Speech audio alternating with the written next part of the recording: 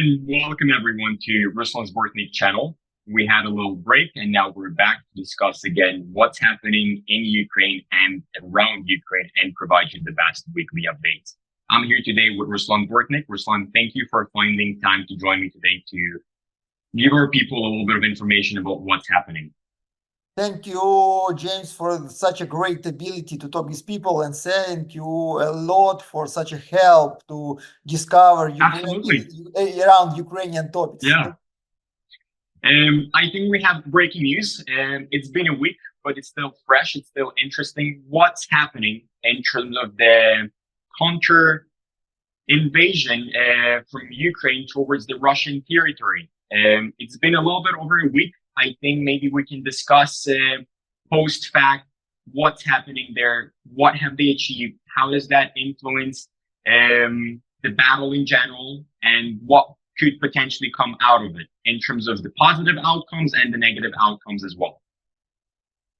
Okay, let's try, because now we have a time, we have a lot of days behind us to estimate this is general situation. I'll try to describe the general situation. This is map of Ukraine, general map of Ukraine, and that there is in the down Crimea, and this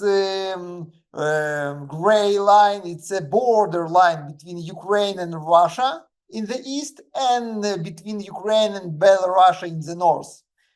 This red painted part of Ukraine, it's a territories of Ukraine which are occupied by Russian forces. For nowadays, it's near 110,000 square kilometers of Ukrainian territories, near 18% of entire Ukrainian territories. Can we pause here for a little moment? I want everybody to memorize that Russia is currently controlling and occupied 10,000 kilometers of Ukrainian land. I just want to make that comparison to later how much the Ukraine has occupied so far in Russia during that week, because I think they've mentioned that they are controlling a little bit over 1,000 kilometers of Russian territory. Yeah, thank you, James. And this small blue dot, this is the place of Ukrainian offensive operation in Kursk region. For now, official statements of Ukrainian forces says that Ukraine took control over than 1,100 square kilometers of Russian lands in Kursk region. And there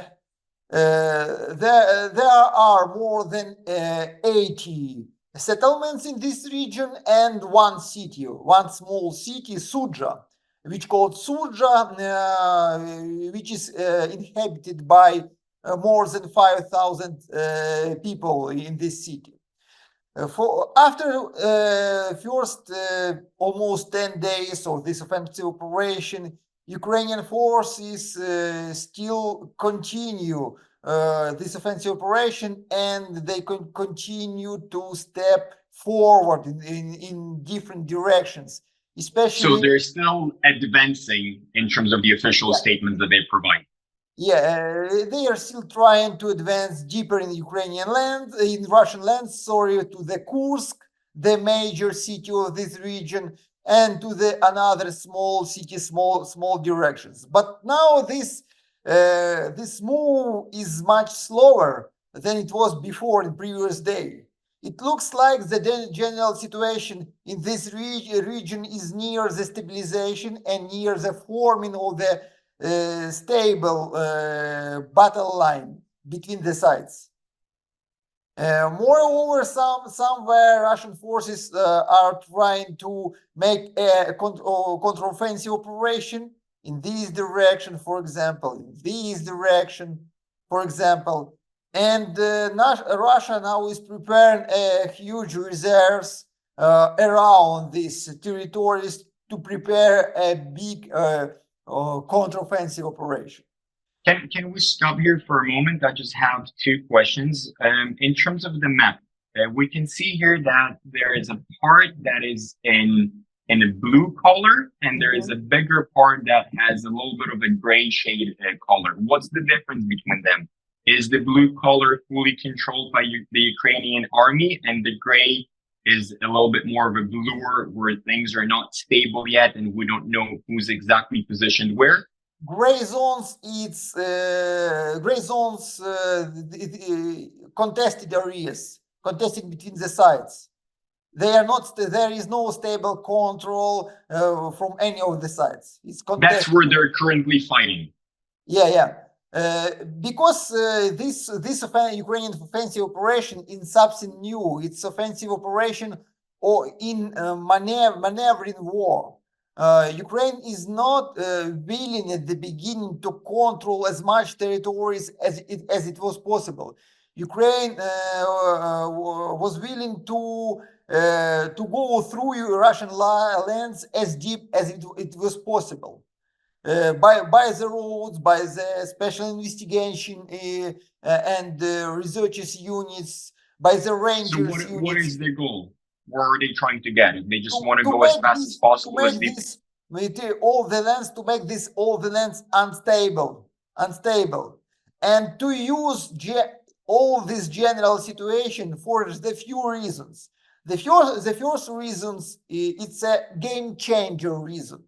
In general, Ukraine wanted to use this offensive operation unpredictable and from the Russian side offensive operation like a game changer to change the negative trend, political and military negative trend, which formed in Ukraine during the last 6 months.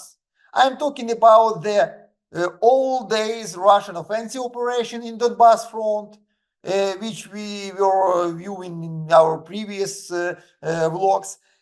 I'm talking about the negative, pessimistic public opinion inside of Ukraine, because people lost the hope that Ukraine could win this war. And I'm talking about the pessimistic estimation on the Russian-Ukrainian war in our Western allies. Last month, we saw a lot of articles in United States, in European media, mass media, magazines about the stalemate in this situation, or even the Russian strategic advantage in this situation. So this offensive operation of Ukrainian force has to show the world that Ukrainian forces is still able to fight, and Russia is not so strong like it looks somewhere far away from this battlefield. So Ukraine tried to broke this negative, pessimistic trend, which could lead Ukraine to the very bad position after the American presidential election, which could lead Ukraine to the situation when Ukraine could be pushed to the acceptance of very negative compromises with Russia. Another goal is also, go ahead. Another goal in this situation, it's a goal to destabilize the Russian society. Only one way to win this war, which Ukrainian government see, it's a Russian destabilizing of Russia. It's a new revolution and a new Prigozhin in Russia. So this offensive operation should show for the Russian society that the Russian government is not able to keep the safe for all the society, is not able to defend the Russian territories. The Russian government, Putin, is weak.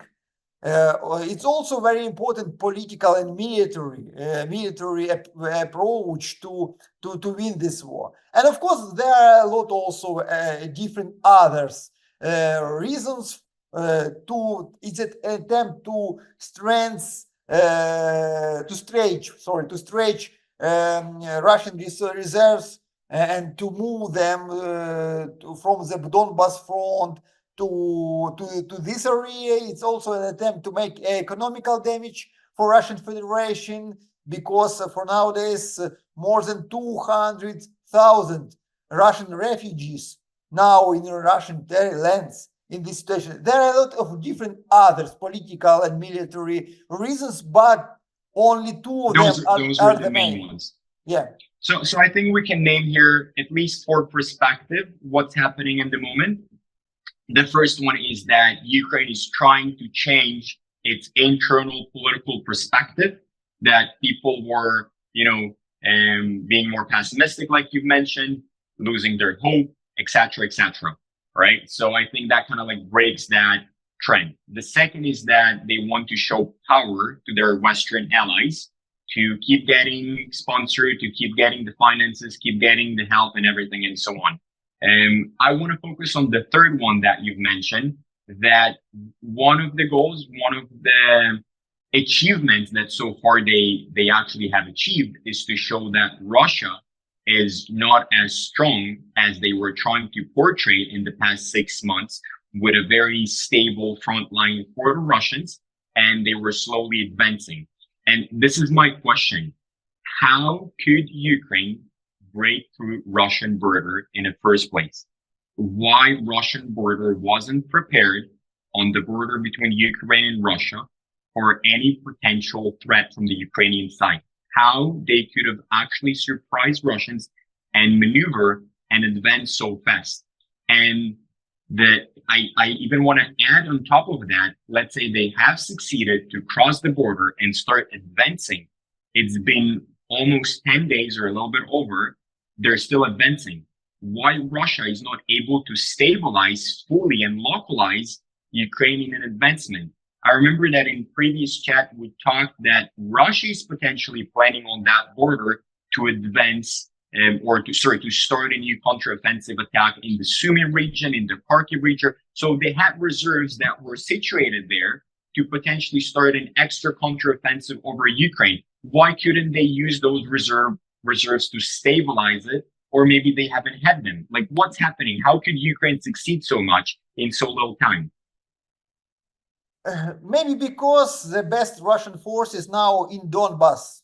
Nowadays, they are now in Donbass. So, moreover, it's very possible that Russia prepared a big offensive operation in the south front of Ukraine, near Zaporizhia. And she put her reserves, the best troops, to that region, far away from the borderline. At the same time, the borderline between Ukraine and Russia is very long, hundreds and hundreds of kilometers. And Ukraine find it a weak place. This part of border, Ukrainian-Russia border, was defended only by the border guards and only by the young Russian soldiers, which were elected to the military service 6 months ago. It's not the professional soldiers. Moreover, Ukraine was able to concentrate in this direction very professional troops. Russia recognized that concentration, but Russia thought that Ukraine is going on to defend this region, not to make an offensive operation. So that's probably where the playback happened, right? Ukraine catched Russia in this situation between the ways. At the same time, Russia is trying to don't move reserves from Donbass and Zaporizhia to that region. Russia is trying to gather reserves from entire the territory of Russia, from other regions of Russia, not to take these, not to touch these reserves, because Russia is preparing an offensive operation closer to the American presidential election. So Ukraine won the time. Ukraine chose the right place. Ukraine had an advantage in investigation and in the quality of troops in this part of border, because Ukraine used a very special, very elected troops in this region. Only special troops, special service troops, which were very mobile, which were very good equipped from the modern Western weapon, and so they had a big advantage in front of Russian forces in that region. And Ukraine used the situation in general. But of course, there is a significant risk that if Ukrainian forces, the best part of Ukrainian forces, which we are Before we using. get into the risk, can we just name what would be a final success for the Ukrainian army in that operation? It's a good question. To keep these territories till the end of American presidential elections. Because What would that give to Ukraine? yeah, because in the first step, it helps Kamala Harris to win. Because she represents now doing government in the United States. And it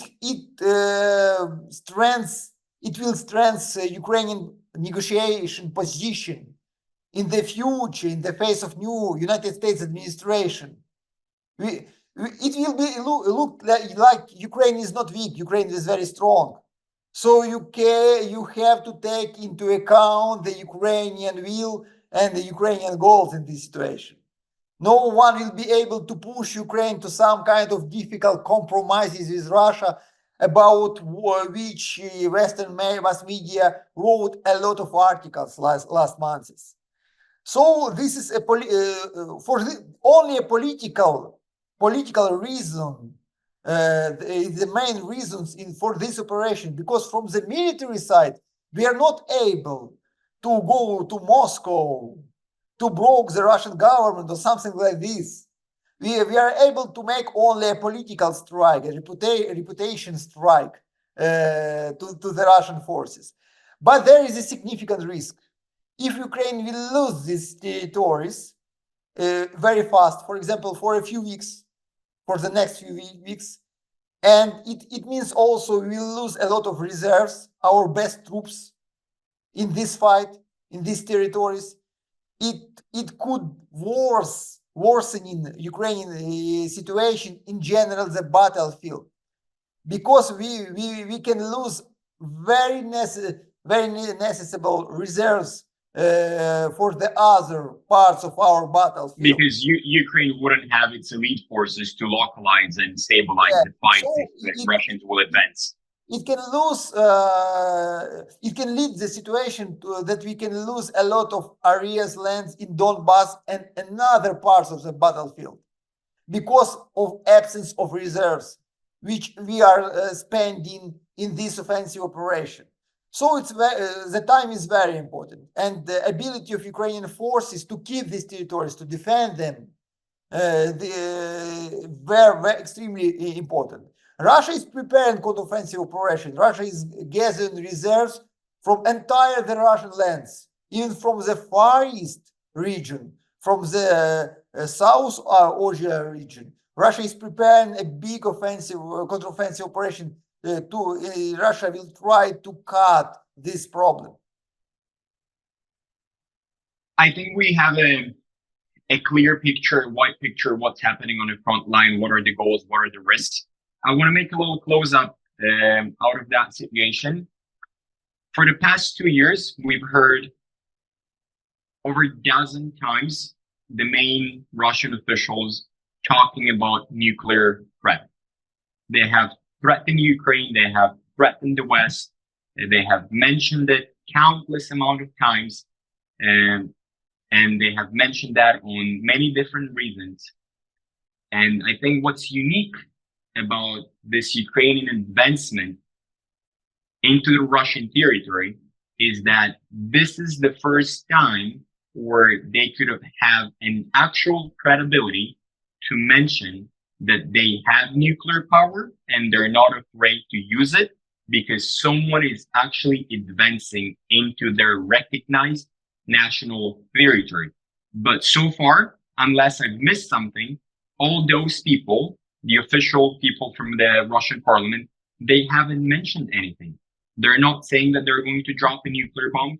They're not saying anything about nuclear power in general, even though they are under attack in their recognized territory. How come we've got to that situation?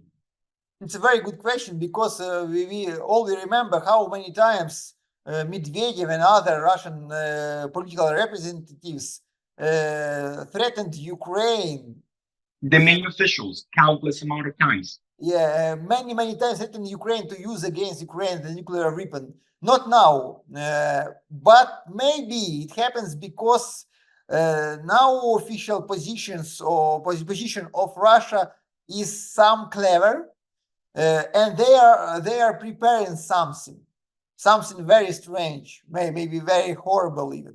Why I'm talking about this? Because Russian government claimed Ukraine was trying to achieve the Kursk nuclear power plant, which is situated something like here. Russian government said that the main goal of Ukrainian offensive operation was to achieve this nuclear power plant. And at the same time, there was a big fire inoccupied by Russian Zaporizhzhia nuclear power plant. Here is. And there was a big fire in part of this nuclear power plant, and Russia, of course, claimed Ukraine in this fire. Russia said that Ukrainian drones were bombing the Zaporizhzhia nuclear power plant. It looks like Russia is preparing the reasons for maybe a high level claim to Ukraine on this topic, or maybe a growing up in the high level, in the presidential level, the dangers for Ukraine, or even ultimatum for Ukraine in the nuclear power, in the nuclear bomb weapon sphere. But it's only my thought. It looks like they are preparing for something, so they use this topic in mass media.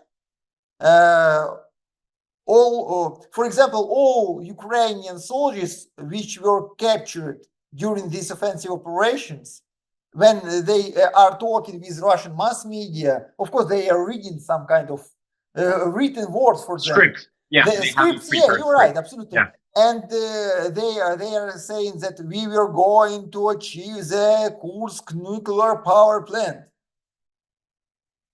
I think so you think they might use it to justify their plans on the South Ukrainian region with the Ukrainian nuclear plant? Yeah. It looks like they just postponed this instrument, this danger, for some future, for some moment. And so they said for another officials, I'm talking about Kremlin, maybe Kremlin said for another officials, don't talk about this topic, because they are going to talk about it. Or they're actually just preparing to do something, so it's pointless to talk, right? So they want to surprise. Moreover, for example, just today, the president of Belarus, Mr. Lukashenko, said that we are not going to use nuclear weapon against nobody before anyone come cross our border. It's very comparing situation with the Kursk region. It's also maybe a part of preparation game. Right. We have discussed the topics that are connected into the Ukrainian invasion and what can it lead to, what is the potential final success, what are the risks. On the east side, I'm assuming the situation is stable for now. Ruslan, thank you so much for your comments. Thank you for your knowledge and for your time to provide all that information and updates. And we'll look forward for the next chapter. Thank you very much, James, for this help. And friends, don't forget to subscribe for our channel if you are willing to achieve real day information from Ukraine and around Ukraine. Thank you.